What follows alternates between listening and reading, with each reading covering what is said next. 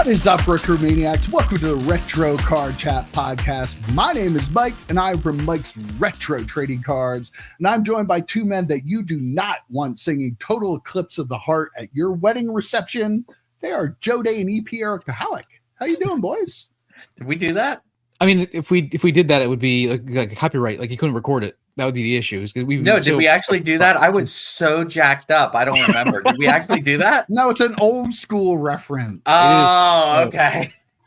Because now follow me. I told you guys before we started recording, I was doing my stack sale and I was watching The Hangover, and the band from old school was in The Hangover. And I was also listening to I Heart 80s while I was working on stuff over the weekend. And every time I hear Total Eclipse of the Heart, I don't hear the regular lyrics. I hear all the cursing. Well, the Dan Band or something, like they're like, weren't they in all of his movies? I think they were called the Dan Band, but they were in a lot of them. Yeah, they were in a lot of his. I think they were in Starsky and Hutch.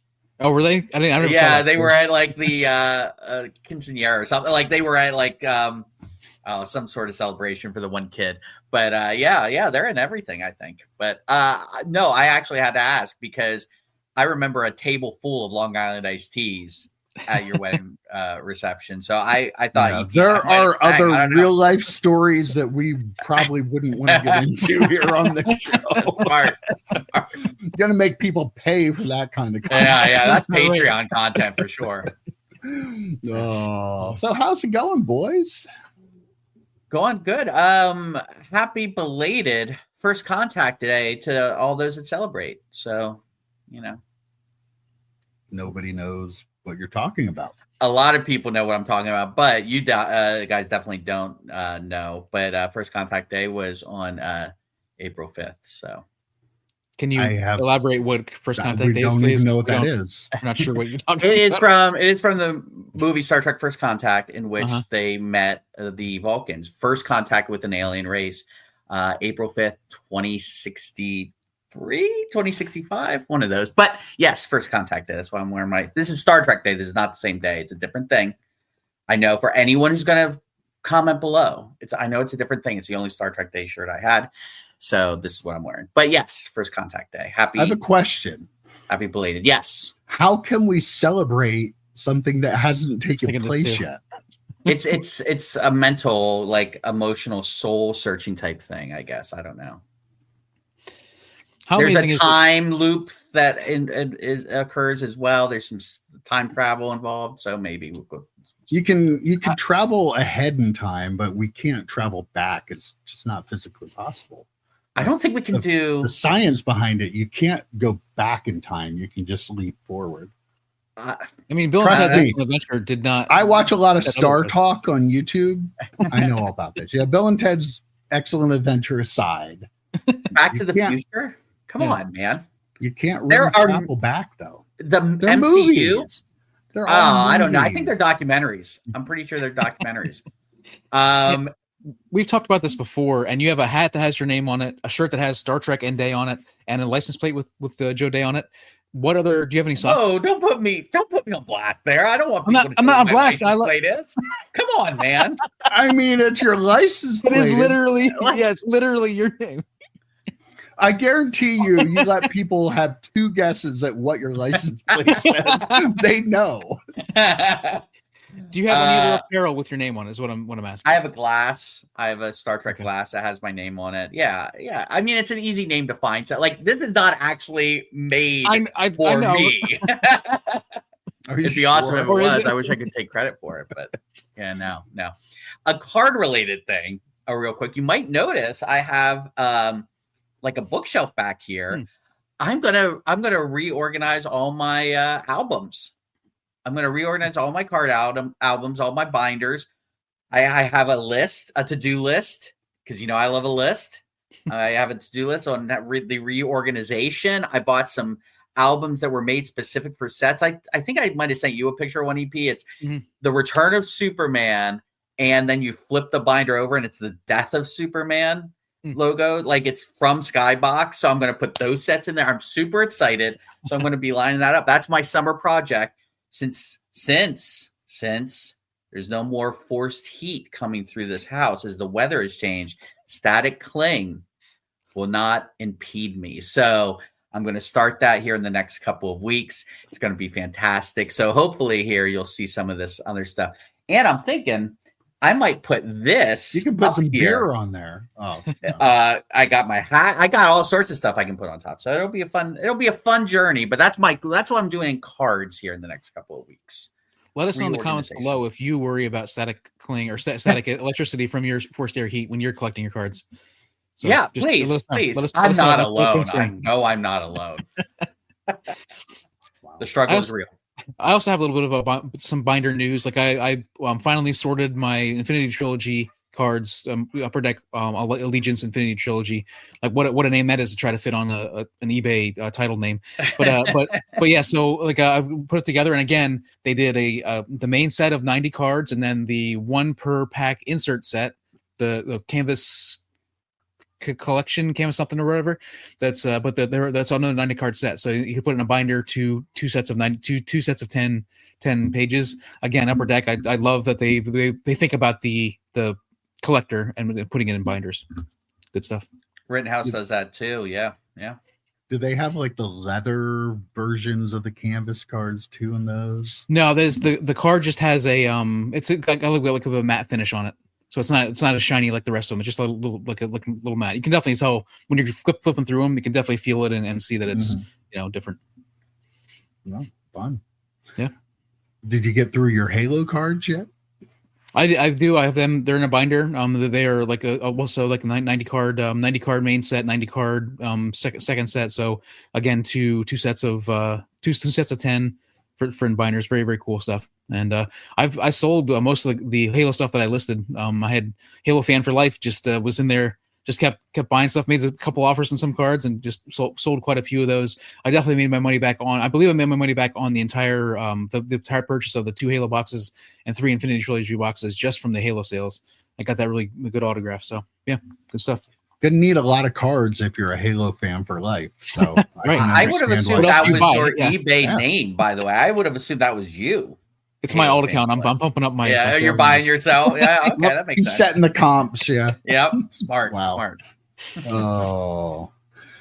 Oh, did you guys get a chance to watch the Jeff Wilson video? I did. The Luka 1-of-1 card. Neither of you watched it. No, wow. Sorry, I didn't. Well, I couldn't wait to talk about it. I sent a link in our text. Yeah. You were supposed to watch it. I had a rough week at work. I'll watch it afterward. But can you explain? Can you describe it for us, Mike? You ever see the Blair Witch Project? Not like that at all, but in some ways it is. I will say this: shaky cam. It's not that shaky, but it was an amateur movie production, movie short production, and while it was cringy, I think it was probably intentionally cringy. I'm going to give them credit here. I applaud the effort to go out and take sports card content and try to make something fun and different. Whether it landed quite. It was an April Fool's. Whether they stuck the landing on. Yes, it was April Fool's bit that he found the Luka 1-of-1 Prism card. And I don't want to give too much of the plot away, but there's some bad acting in the beginning. And then they go out and shoot. Yeah, it's interesting. If you haven't watched it, go watch it. I just want you to watch it. To have said you watched it. I feel like it's everybody's duty to watch. It's gonna throw off a lot of people's algorithms because I really don't want that in mine at all. Well, would you rather watch that or him talking about cards? No. There's not a third option? No, there isn't. When you first said it was like the Blair Witch Project, I'm like picturing Jeff with like a camera like pointed at himself and then like teapot standing up against the wall getting ready to be murdered. Like what kind of Blair Witch? Not quite there. Jeff Wilson. It would be the Jeff Wilson version of that. Okay. So friend of the channel, Brent actually texted me last night. Apparently, the camera caught a glimpse of Jeff Wilson at the Florida game I guess, I'm sorry, 2 nights ago during the Final Four. Yeah. So, I mean, how they didn't just focus on him, let everyone know who he was, is a little hurtful. They talked about the Capital One guy being at the Duke game, for God's sake. Why they couldn't mention hobby hero Jeff Wilson, I don't know. That's upsetting. I don't think hobby influencers pull quite that kind of draw when they get end up on TV like that. Probably not. Sad. Yeah. So I feel like most April Fool's jokes, but maybe good ones that they don't hit with everybody. What people hit with, they get a good laugh. So maybe that's what this case. Maybe it just doesn't quite. He's done one every year. I want to say. I want to say this has been a regular thing for him. Doing it. Yeah, and everybody knew that's what it was going to be, but instead of acting like. There's a whole script and a whole story. I don't want to give it away. If you haven't watched it, you have to watch it. But yeah, EP, let me know. Report back. You know how I used to like to say things were interesting, the shop, because it's a very non-committal word. It can mean pretty much anything. Right. I would say this video is very interesting. So. Right. It means something though, right? It means it's definitely worth at least looking into.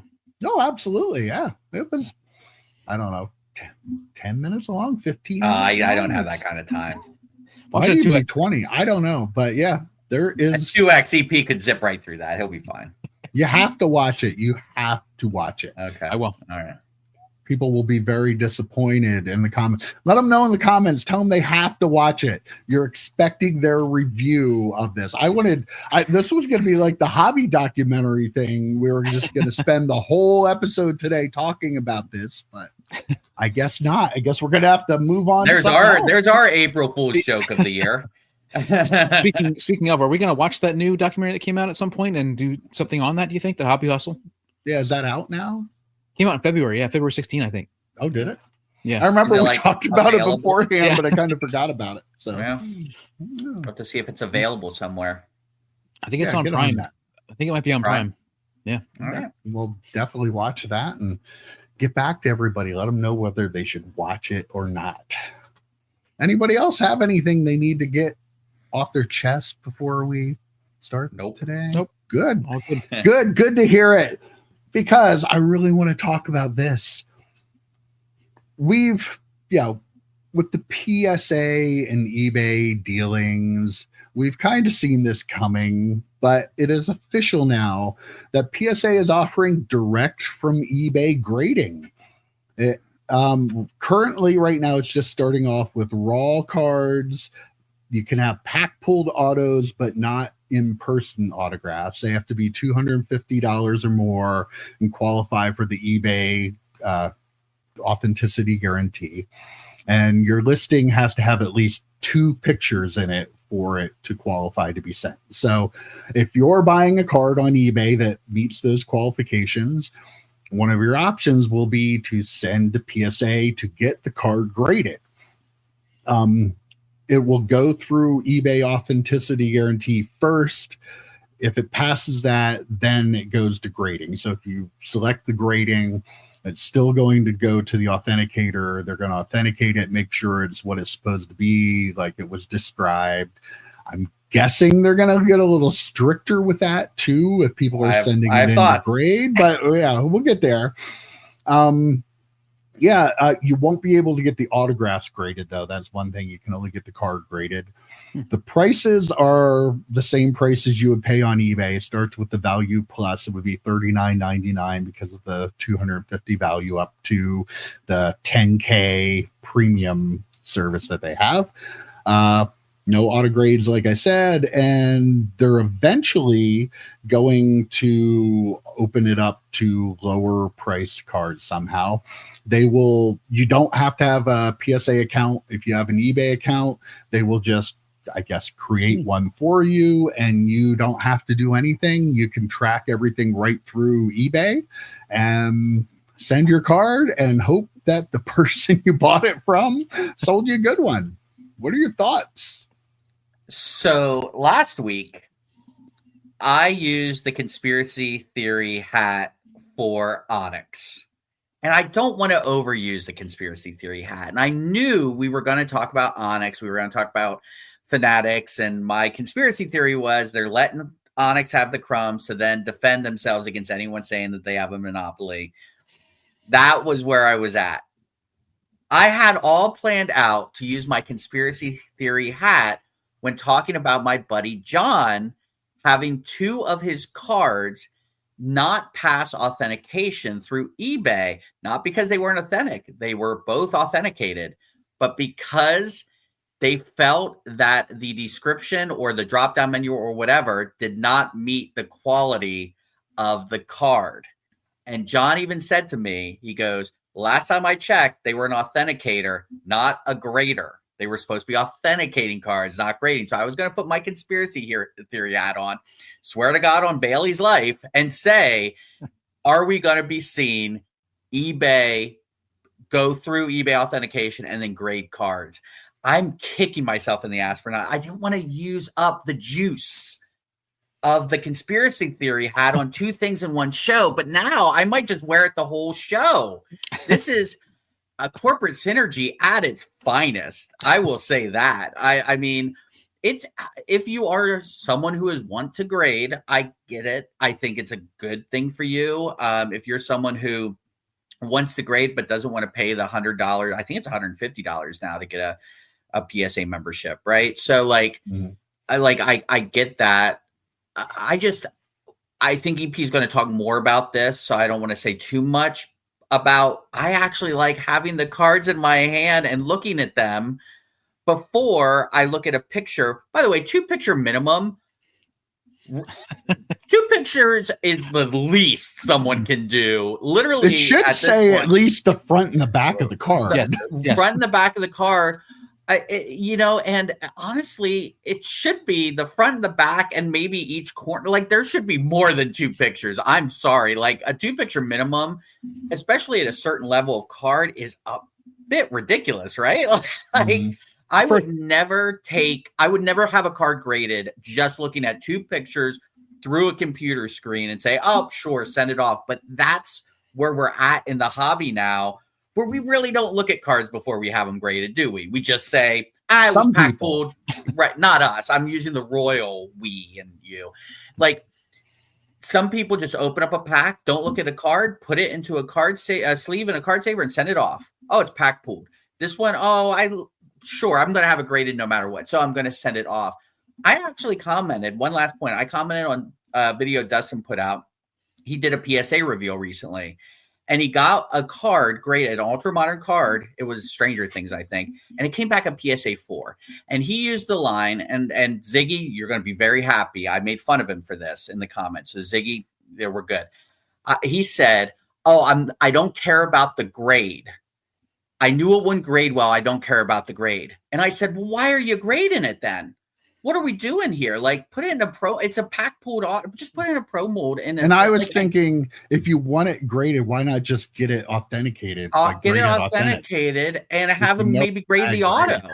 Just grade the auto or something like. So, but again, that's the world we live in, where it doesn't matter what the card looks like. It doesn't matter how I got the card. Grading everything, baby. Train full steam ahead. Yeah, I agree with, as usual. I agree with everything that we've talked about so far. I'm not quite as conspiracy theory-ish, if that's a word, as Joe on this one, but I do. I mean, like the no PSA account thing. That's to me is a big deal. I'm not having to pay. I mean, I don't think you have to pay for it, the subscription, unless you're going to get the specials, right? Like, you can still have an account. Yeah. But yeah, so the 2 picks thing, though, I want to just take a second and talk about this, because I've been looking at a card for 3 cards. So when it's 5 cards for Joe, sometimes for 3 cards. When drive-bys, just drive-bys on me. 5 cards that show that the people that stole the idea from us. Right. Come on now. But I've been trying to get this card. This is a card I talked about, I think, on the show, where I won one. It didn't make it, and it never got to me or whatever. The person never shipped it. This last one was stuck in I want to say Minneapolis for 2 days. Then Indianapolis, I bet. No, I'm pretty sure it was Minneapolis. Then it was stuck in Philadelphia for 2 days, and now it's been stuck in Harrisburg for 2 days. So who knows when it's going to get here? But anyhow, I'm still waiting for this. But as I was getting that card, I was looking through like listings of other versions of this card, and the raw card is not super expensive. But there are people who take like 2 pics, and they're the exact same photo of the front of the card. Then there are other people that take a pic where the thing is like this small on the screen. Like, so like they need to explain that way better, especially for like, and I feel like the service at $40 per card. When I grade with PSA or whatever, I'm looking for $15 to grade it, or like $19.99 at the most. So that's like $40 is expensive. If you're just going to spend $40, like you don't want to have a photo that is like this tiny on the screen to go by. And like Joe said, like I want the cards in my hand. I want to be able to look at them. I want to be able to like take my glasses off and get really close and like put it under harsh light and do that part for myself. That's part of the fun of grading for me. The other people that they're just looking either to flip it or like I think it was Mike or Joe that said, like there's some people just, I'm just going to grade it. Like I don't care what the grade is. I'm just going to grade it. So, and that's not where I'm at. Well, you're a dinosaur. The way the card hobby is now, the way you do it, oh, yeah. and the way Mike has done it in the past too. Mm-hmm. Dinosaurs. I mean, people don't look at the card. I mean, and to your point about conspiracy theories, EP, you always say, I'm not as big of a conspiracy theorist as Joe, and then you agree with like half of them. So you're pretty damn close. Yeah. Yeah. I'm going to say, okay, Joe's going to make fun of me for saying this because that's Joe. But I have a hope that this will make sellers on eBay who are selling higher dollar cards have to become better sellers.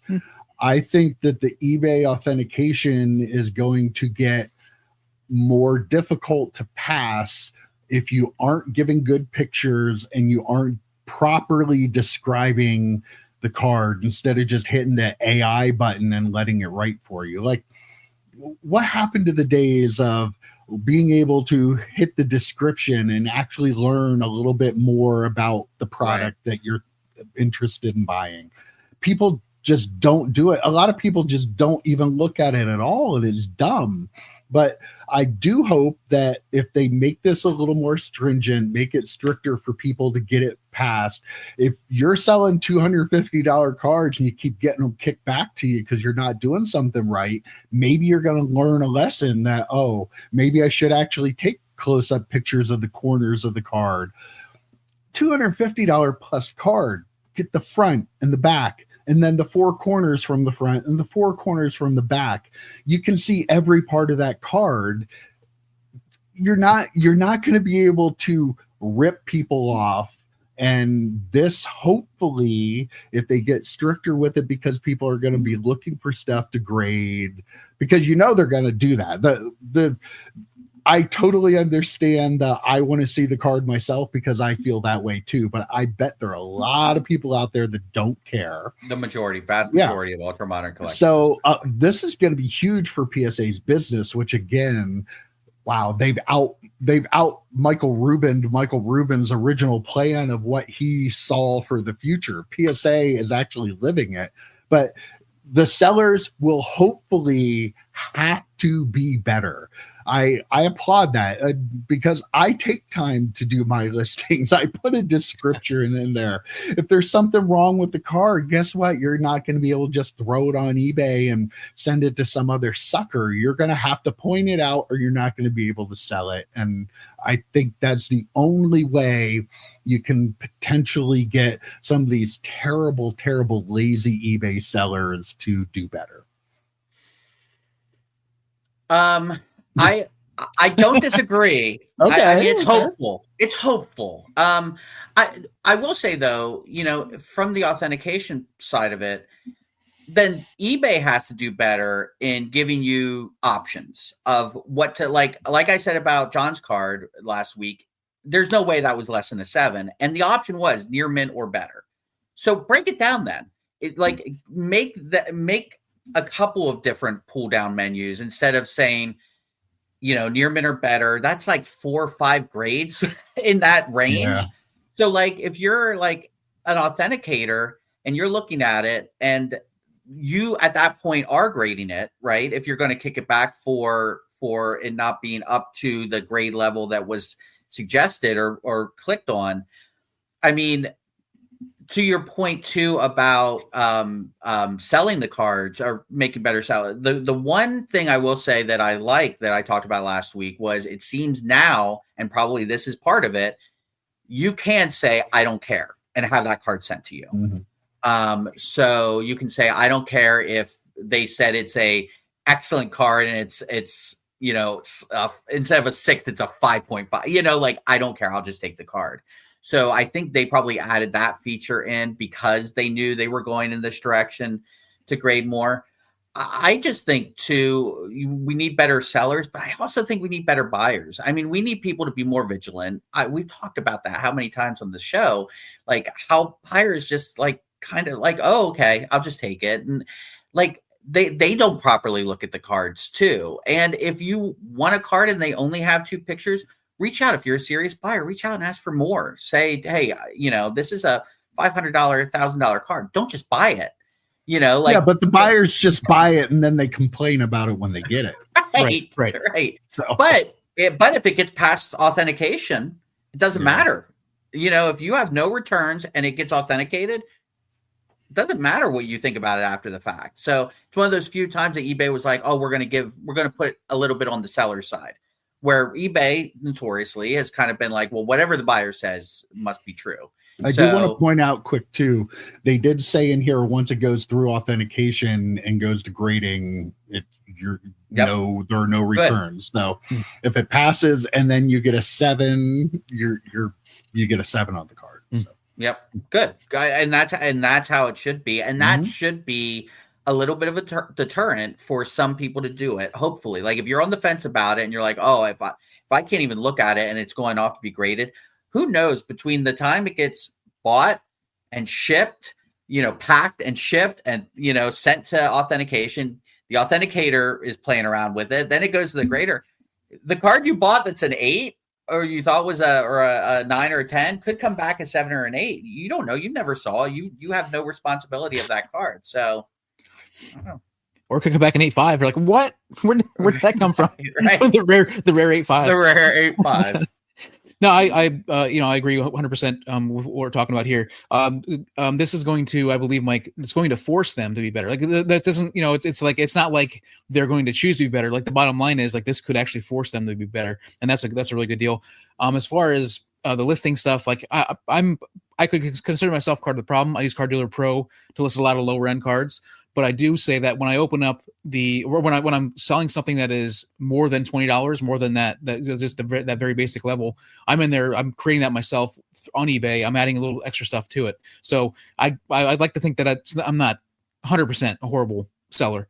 But those cards you're listing from Card Dealer Pro are not the ones we're talking. They're not. Yeah. They're not even. Yeah, so I think you'll be okay. Yeah. And just listening to you talk, Joe, for a couple minutes there, I was thinking to myself, like this hobby, the people in the hobby, these people that are buying without thinking and buying without looking at sort of stuff, that like our hobby deserves the titles that have read description in them, which I will never read a description. I'm just moving on to the next card. You know what I mean? Because it always has something in there. It's like, oh yeah, well this corner is all mangled or something like that, or this. I'm not sure if this is actually a real card.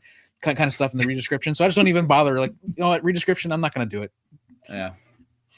All right. Well, moving on a little bit here.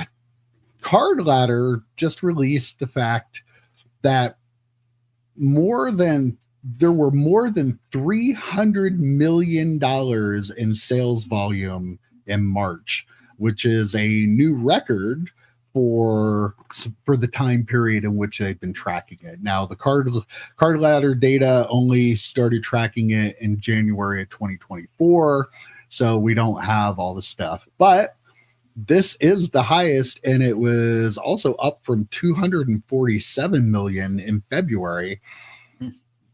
240 million of that 300 million in card sales were on eBay. So again, you can think whatever you want and complain about eBay and whatnot, but not whatnot. You can complain about whatnot. Complain about whatnot all you want. Name, Jesus, come on. This is how they get into the algorithm, Mike. A lot of people like you and me say whatnot a lot, and we're not meaning whatnot. Yeah. But yeah, 240 million. Fanatics Collect was second highest at 27 million. So they're over 10x what is being sold on there. But yeah, $300 million in individual card sales for the month of March. We know how crazy the hobby was in 2020, 2021. That was a bubble. Things have gotten back to normal, but being tracked for well over a year now. This is a pretty good sign that the hobby's still pretty healthy. I think because of the number of people that are in it now, right? 10x, I heard. 10x easily. I would love to. It's great, the tracking since you said January 2024, so over a year. I would love though to look back at, again, right in the middle of the boom, see where they were at those numbers, but then even more interesting, 2018, 2019. I would love to see numbers from that era, because that would be this whole bubble thing, take that out. Let's look at the before and after the bubble to see where we're really at. I'm sure someone might be able to do that. I don't know if that data is readily available, but that would be, to me, that would be more interesting. And this doesn't take into account private sales, card shows, things like that. So that's 300 million, probably just basically online sales. Only if they're sales that are reported to Card Ladder. Like a lot of that stuff does get reported to it. Like if it's a big mantle sale or something that happened at a show, it'd be more higher end stuff. They're not tracking our $5 purchases. Right. That'd be funny if someone's watching your stack sale, be like, hold on a second, let's see how Mike's doing this way. But yeah, and to your point about eBay, right? It does crack me up. The amount of eyeballs you get for 13%, which, yes, it's annoying. You're paying 13% of your sale.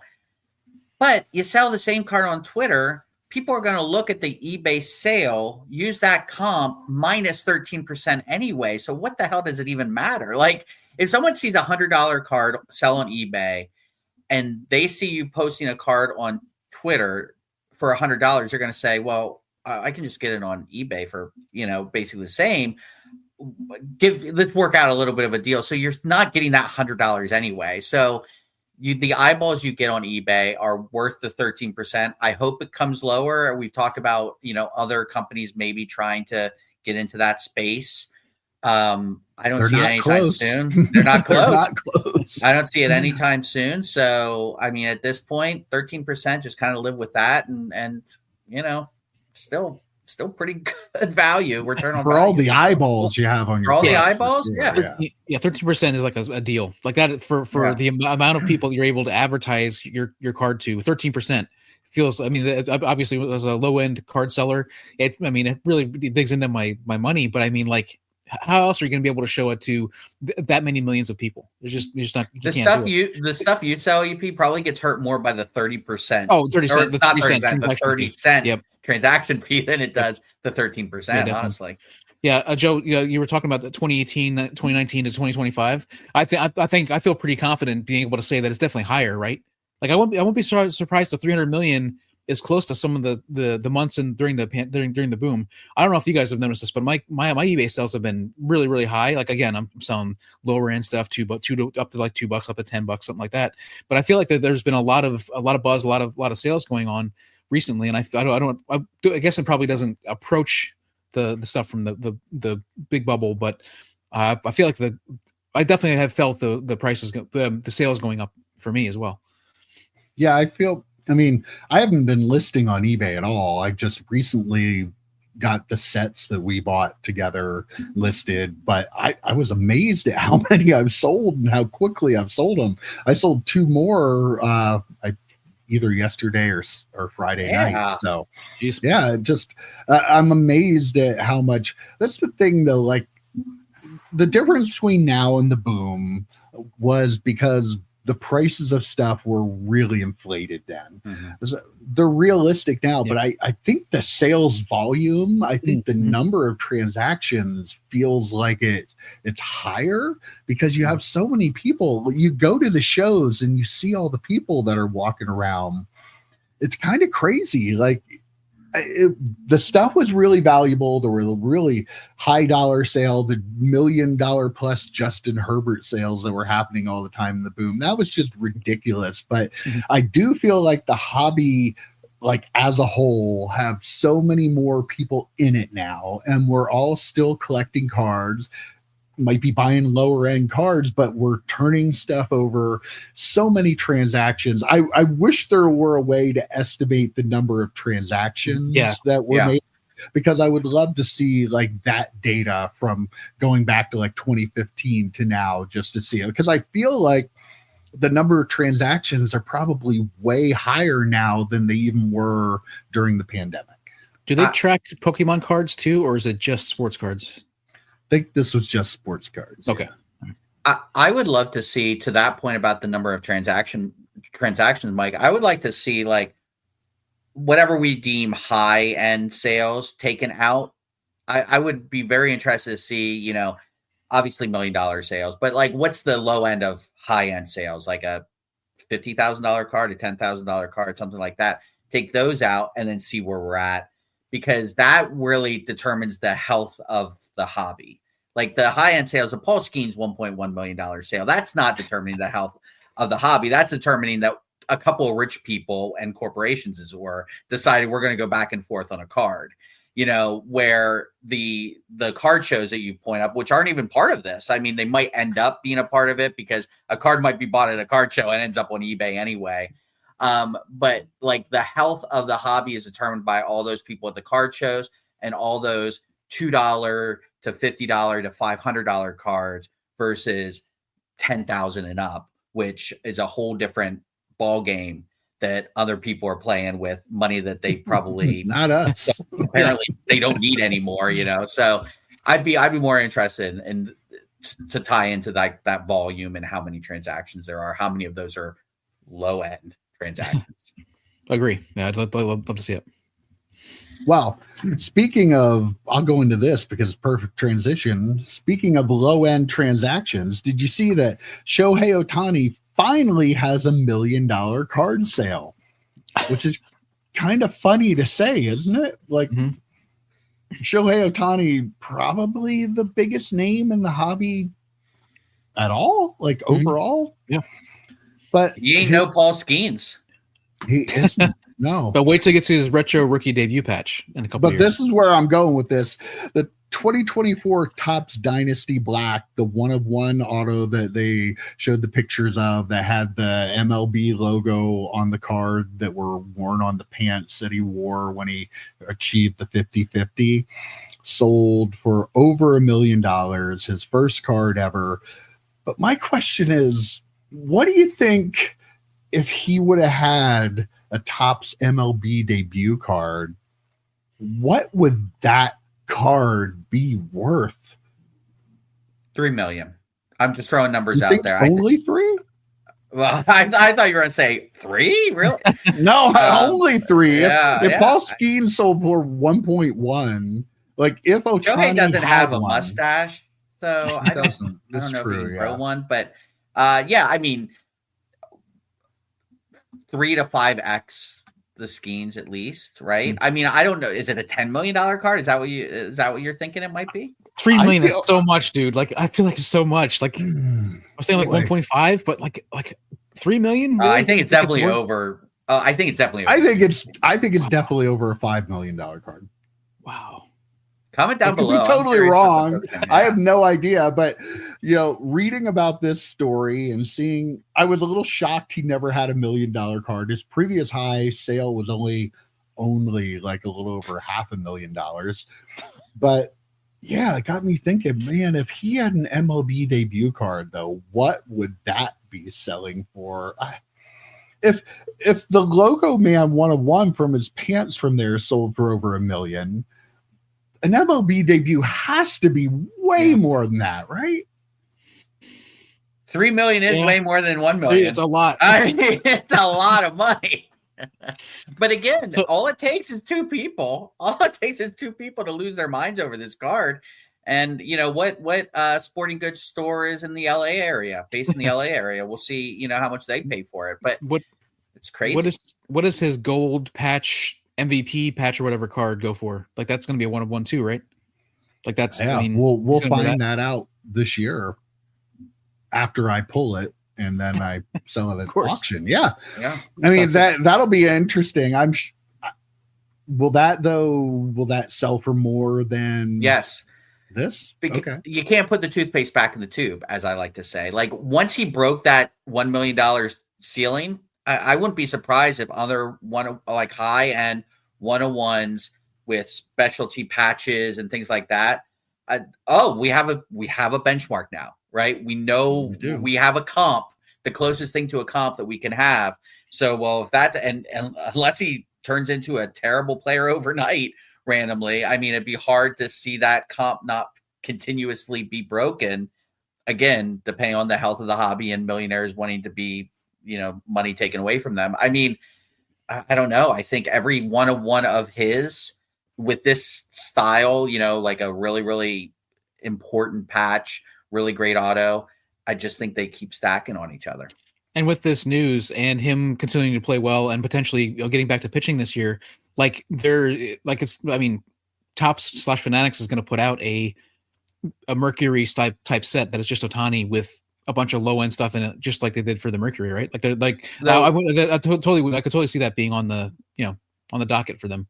Though I did text you about this EP. I did text you about this. I said Ohtani isn't truly Ohtani until he pitches again on this. Like that, what makes him special. Mm-hmm. And you push back. I'll never forget. You push back on me. And then on his other podcast, Mike, he says, well, once Ohtani starts pitching again, his car, that's what makes him special. I'm like, what the hell, man? You're taking Isn't that interesting? I thought it very interesting. I don't remember it happening that way, but it probably did. Yeah. When I get slighted, EP, I remember. I would listen.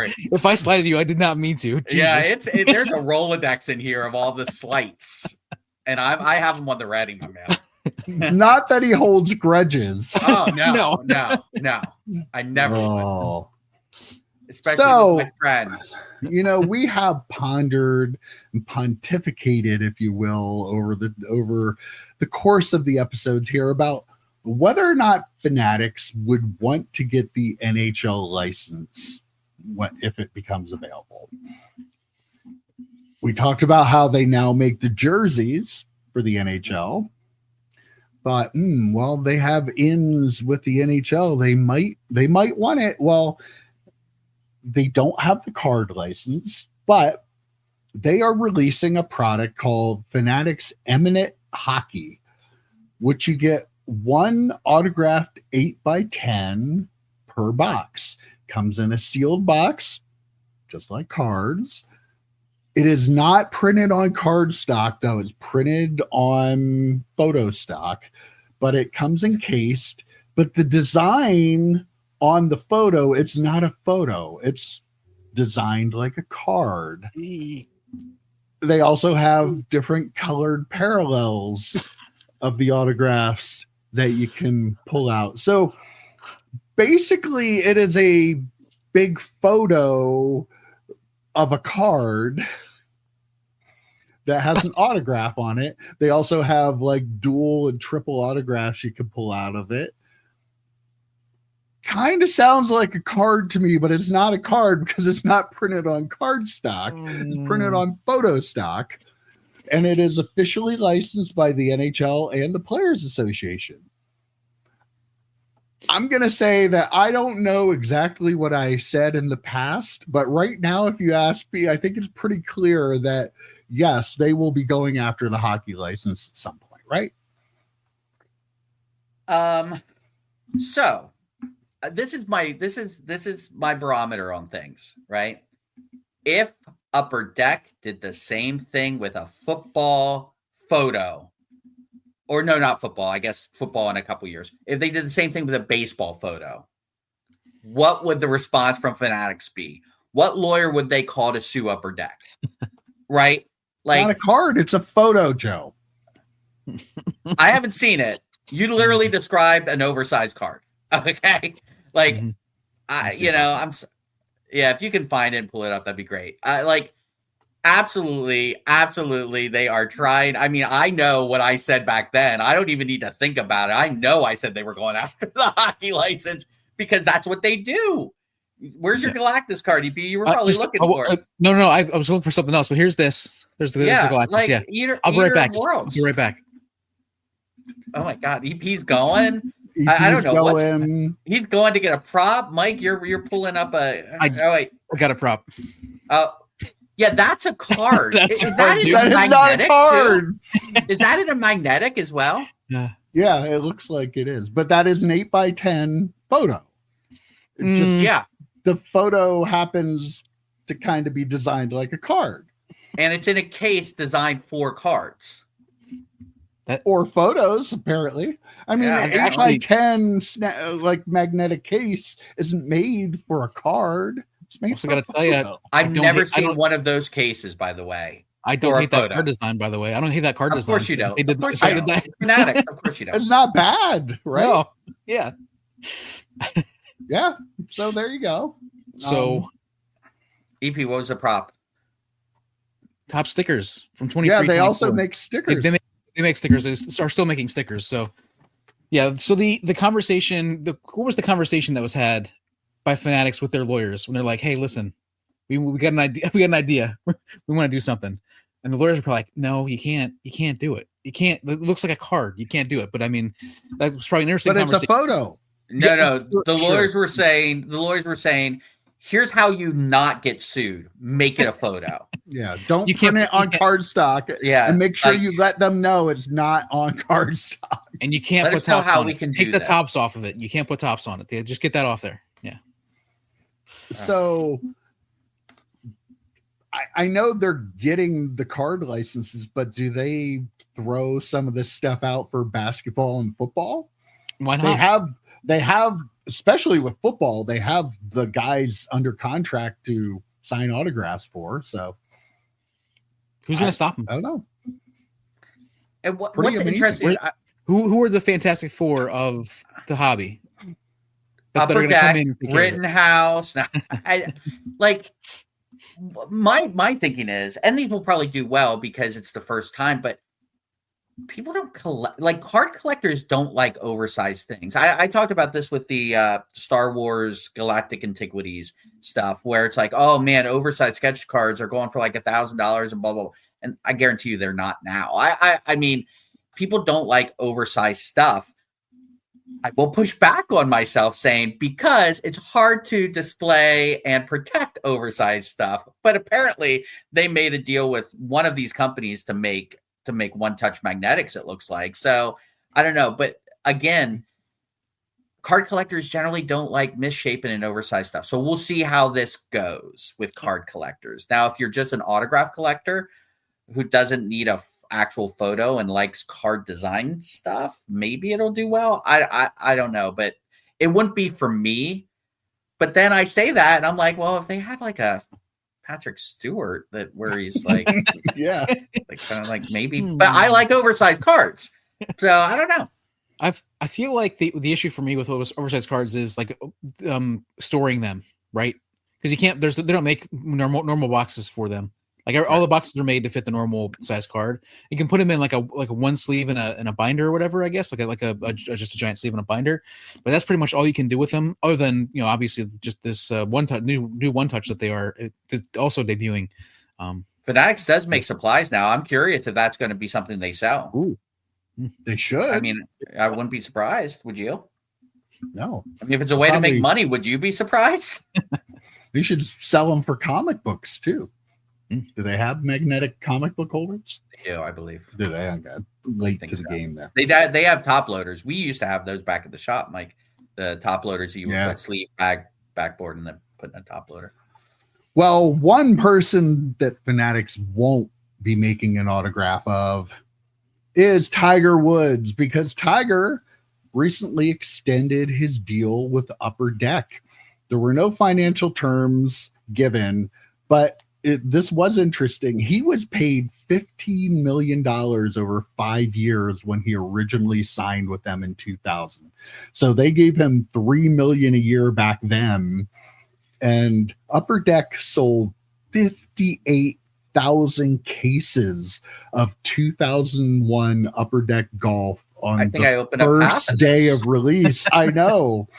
So Tiger has always been a great investment. They've done a really good job with him too. His autographs are not plentiful. They're still a really rare pull when you get them. The values, trust me, I was like, oh, you know what? I really should get a Tiger autograph. And then I started looking at the prices. I was like, I don't really need a Tiger autograph. Maybe I'll get a Phil Mickelson autograph. And they're expensive too. Yeah, actually. I know. Yeah, the Upper Deck ones. Yeah, but they've done a really good job of kind of protecting him for as long as they've had him.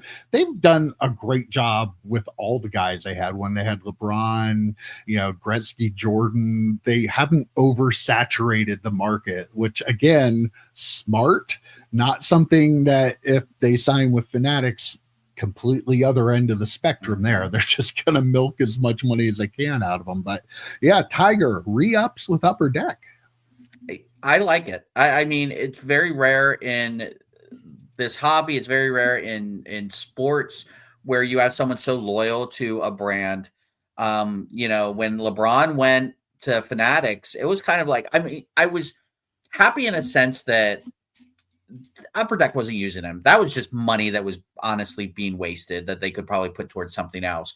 So, but when he went, I was also happy that I did not own any LeBron autos because I knew they were going to print those to the moon, right? Mm-hmm. So it's nice to see the Tiger staying with Upper Deck. They need to do, and correct me if I'm wrong, I don't know what kind of product maybe they could do some sort of, what was the Exquisite? Was that the LeBron set that when he first, they should do like some sort of Tiger Woods Exquisite set. I mean, I know you don't want to have a ton of autos out there, but it'd be such a high-end product. Maybe get, one auto per box or something. And, it's kind of like a National Treasures type thing. Like they need to do something with that auto. They can't just keep signing him to then not have him in Fanatics. Like that to me doesn't make sense. But knowing that we were talking about the story, I actually looked to make sure that Wayne Gretzky was still signed with Upper Deck, which I believe he is. As of like last year at this time, he still was. They need to do more with the athletes they have. Like if they don't do something with Wayne Gretzky and Ovechkin soon, like at a certain point, you're just spending money to spend money to keep them away from Fanatics, and you're not really doing anything with them. I like that they are making those autos hard to find, and they're not just printing them like Fanatics would, but do something with them. Make something out of those exclusives that you have. Yeah, I mean, this helps sell Goodwin Champions. Like this is a kind of deal for Upper Deck that helps them sell a lot of products, and like any golf product. They do have a golf products coming out, I think, don't they? Yeah, they still make PGA golf. They do like a game used set of golf and stuff like that. They do some higher end stuff too. So kind of too expensive for me to buy, but it makes sense for them to have him in there. So yeah.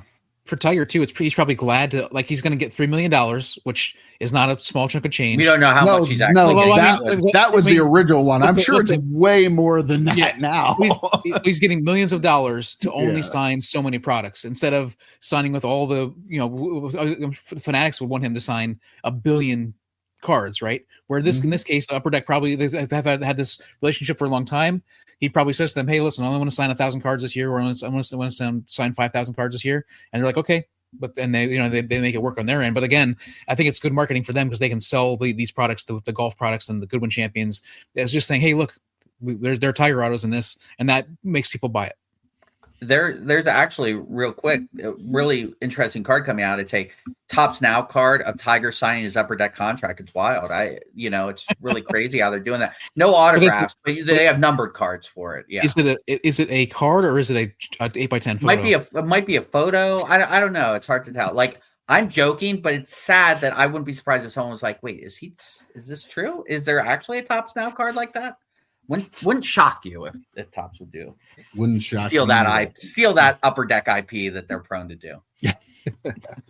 All right. There was a big Cooper Flagg sale this week. His 2024 Topps Chrome McDonald's autograph superfractor sold for $85,000. Is he going to be more popular than Wembanyama? Yes. Do you think? Yeah, 100%. I've said, I don't know if I said this out on the show or not, but there's a guy that comes to my table. We're always wears a Duke hat. I talked to him about Duke, and he said that he thinks that Cooper Flagg is going to be a bust in the NBA. But I feel like there's going to be so much hype when he's in the draft, and then I think the hype might be bigger just because he does play for Duke, and Duke is one of these like storied NCAA teams. They made it to the Final Four this year. Christian Laettner played for Duke. He did, yeah. Was he good? And he hit one of the greatest shots ever in the tournament. The turnaround jumper was one of the greatest shots ever. So, but I mean, like there's a lot of juice behind him because of that Duke stuff, and so you wonder if I have a weird feeling that, and especially with the way the hobby is, and they just want to like latch on to something like the Cooper Flagg, like they're just going to go bananas. I think. Was he a good NBA player though, Christian Laettner? No. Yeah, I think that's the fear, right? I mean, sure, he's known for Duke, and it's nice to hear you wax poetic about college teams, and maybe you'll collect some of his college cards. I don't know, but that's the problem. He could be as popular or more popular than Wemby coming into the league. Doesn't mean he's going to stay that way. I mean, if he is a bust, the people that are putting the money into him year one, they're going to feel it year two, I'm guessing. Yeah, but I mean, that is what where the hobby is, though. Like I think the amount of rush is going to be insane. Yeah, Mike's on mute, so let's keep talking. Sorry, my dogs were crying here because my wife just got home and I'm trying to lock them out. So always Amy's fault. It wasn't the Cooper Flagg card. They were excited. They were very upset about Cooper They Flagg. might have been. Yeah, they heard me talking about it. I have to bring this story up. So ComC, we all know ComC. I use ComC. I started selling cards there, having fun with that. They apparently received an order of cards from somebody. Cards were in a binder. That's not the story. The story is there was a substance on the pages in the binder, and apparently there was more of it like inside the binder. Want to guess at what it was? No, we better not guess. No. I'll tell you what it was. It was meth. Oh, at first I thought bodily fluid, but okay. I knew that's where Joe was going, but that's why I decided. I thought drugs. Drugs of some type. You thought drugs? Oh, absolutely drugs. Yeah, 100% drugs. Oh. Yeah, apparently there were meth on the pages. I don't know. I don't know. I don't even know. Not sure I want to know, but yeah. So this came from West Virginia, I suspect. Wow. Well, throwing West Virginia under the bus. It's usually Ohio. No. West Virginia, I think, is known for. Is it? Yeah, hillbilly. No, heroin. That's what I think they're known for some drugs. West Virginia, pew pew pew pew. Somewhere. Wow. Shots fired. West Virginia, New Jersey, and Ohio. That triangle there that I usually throw into. Could you imagine being the ComC employee that opened that up, and they were like, "Oh my god." Well, they ended up being sick, and they had to go to the hospital from the contact with it and stuff. But yeah, you think, we're just. I never thought about this handling cards. You don't know where they came from and what people were doing with them. Joe, keep it clean. How does this person send this in like this in the first? Like, who thought it was a good idea? What kind of person thought it was a good idea? Somebody high on meth. Yeah, he's probably mad that he left so much of it on the binder. How's it on multiple pages? I don't know. That's the thing. We're laughing about it. I don't know if somebody did this intentionally or if it was accidental. I kind of assumed it was accidental, but you don't know anymore. I really hope it wasn't intentional. But how mad do you have to be at ComC to send a meth? Yeah, a meth album. This is going to be, I feel like a subplot on season 2 of The Pit. I think that would be fantastic. Rushing in a ComC employee or a card employee because of meth exposure. Jesus Christ. Well, Joe, you have that new cabinet there behind you. I'm just saying, you can store more than your albums in there. Oh, yeah. Hiding spot. I like where your head's at, Mike. How do you not keep your meth in a No, I'm not a meth guy. Whoa, keep your... I draw the line. I draw the line at meth. Jesus. Who keeps their meth in their cars in the same box anyway? You know, really? In the same container? I know. I have containers for everything. You know how I am, EP. I have to have everything gets separated. Let us know in the comments if you keep your meth with your cars. Are we going to get demonetized for saying meth so much? Yeah, we probably will. Maybe. Yeah, we'll get kicked off totally. But we're reporting a news story. That's all. Mm-hmm. Oh man. So it's official, guys. The first fully branded card vault by Tom Brady shop is opening in East Rutherford, New Jersey on April 11th. I'm sure we'll be invited to the grand opening night. The opening to the general public is the next day, but Tom Brady is going to be there himself, not there. And he's going to do a on-stage card chat with the owner of Card Vault. I thought he was the owner, but like the other owner. The other owner. The other owner. Yeah, Tom showing up to do a little card talk session with them. I'm expecting a VIP invitation. We're excited. Do those VIP invitations include one free signed item that you can bring with you? Oh God, let's hope not.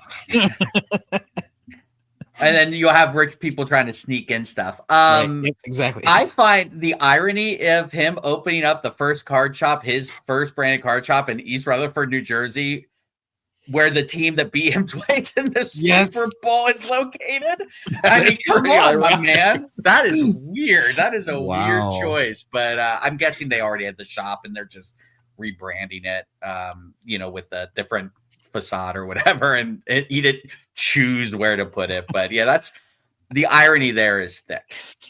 It's terrific. I love it. It's almost like the irony of him owning the Raiders or a portion of the Raiders, considering the Tuck Rule game. Yeah, Tuck Rule, yep. Like it's all craziness. It was all fixed. Dave Kimber was right this whole time. The NFL is totally fixed. Yep.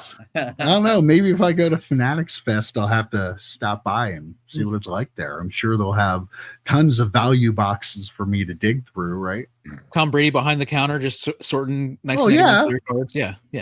Tom greeting me when I walk in. Hey, maybe they do have value boxes. You never know what the actual owners might do. It'd be like Jeff Wilson's place. The actual owners might have value boxes. I think I did see like 2 or 3 value boxes there. So you never know. Never know. Only one way to find out. Only one way to find out. EP or intrepid reporter or Mike. Yeah, someone. We should send EP. He's a real reporter. You've gone to Giants games, right? Also, I'm a Giants fan, so yeah. Yeah. Go to a Giants game and it's located like right. I don't know if it's in the stadium or right next to it. So there you go. That'll give you a reason to go to a Giants game because really, absolutely, what other reason is there? Yeah, that's Giants. True. Right now, yeah. All right. One last other little thing here. Did you see our old buddy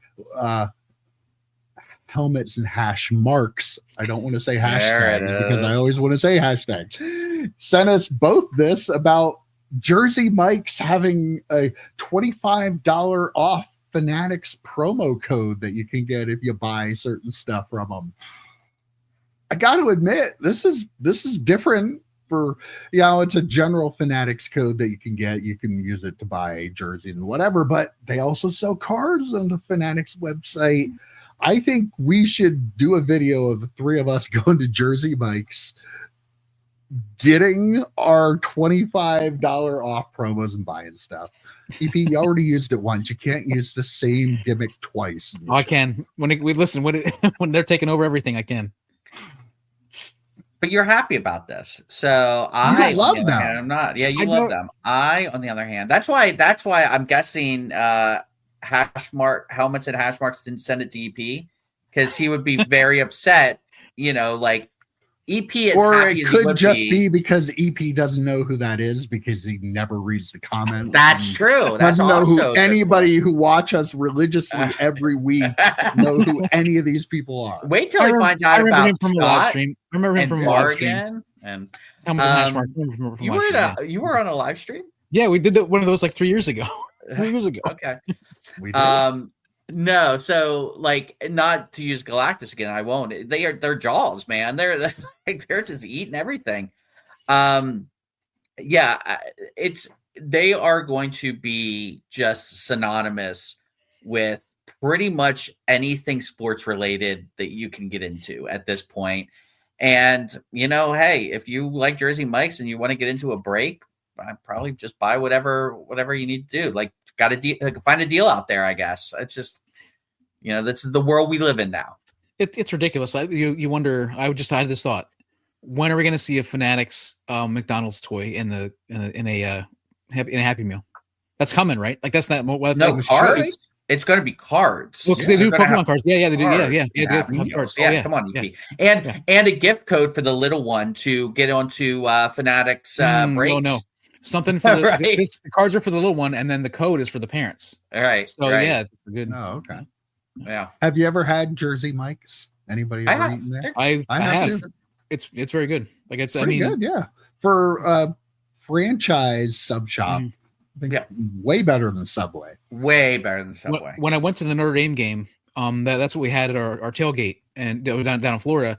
And the guys, the family I was staying with, they are from Pennsylvania originally, and they said this is the closest we can get to like a good Philadelphia sub. Like, they said that the bread is the best. Like they said it's the closest. They said it's closest they can get. Like, because they don't have any good sub places down there. So. And then, ironically, Subway is giving 5% off Onyx products. It's strange.